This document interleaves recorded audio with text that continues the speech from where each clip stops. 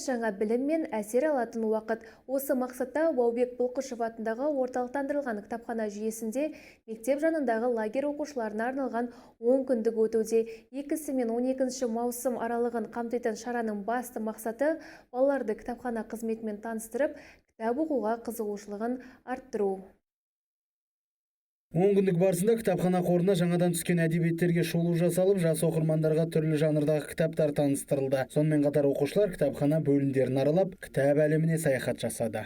Баубек Бұлқышев атындағы орталық кітапханада 2 маусым мен 12 маусым аралығында мектеп лагеріндегі балаларды мен 10 күндік өткізіліп жатыр. Бұл 10 күндіктің мақсаты осы қаламыздағы оқушыларға, оқырмандарға біздің осы жерде кітапханамыздың бар екенін көрсету, және де осы кітапхана қорына келіп түскен кітаптарымызға шолу жасап, осындай кітаптарды келіп осы кітапханадан алуды көрсету. Ол саяхатта біз тек қана кітаптарымызды насихаттау ғана емес, сонымен қатар білім алаңына барып, сол оқушылармен ойындар ұйымдастырдық, логикалық сұрақтарға жауап берді, әртүрлі кейіпкерлерді, шығарма кейіпкерлерін тауып, әртүрлі ойындарға қатысты.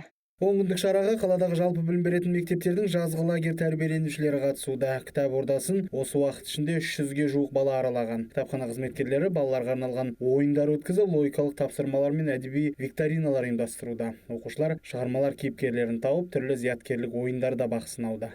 Бүгін біз лагерден орталық кітапханаға келдік. Бұл кітапханада бізге ағылшын кітаптарын,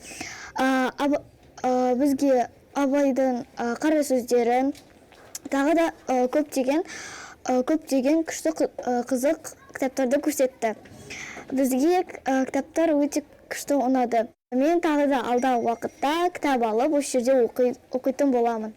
Мамандардың айтуынша, мұндай шаралар балалардың бос уақытын тиімді ұйымдастырып қана қоймай, олардың кітапқа деген сүйіспеншілігін қалыптастыруға мүмкіндік береді. Жазғы 10 күндік аясындағы танымдық кездесулер алдағы уақытта да жалғасады. Айта кетейік, кітапханада 60 мыңға жуық кітап қоры бар. Нұрлат Қонысбай, Мейрамбек Жүкенов, Ақшам телеарнасы, Сәтбаев.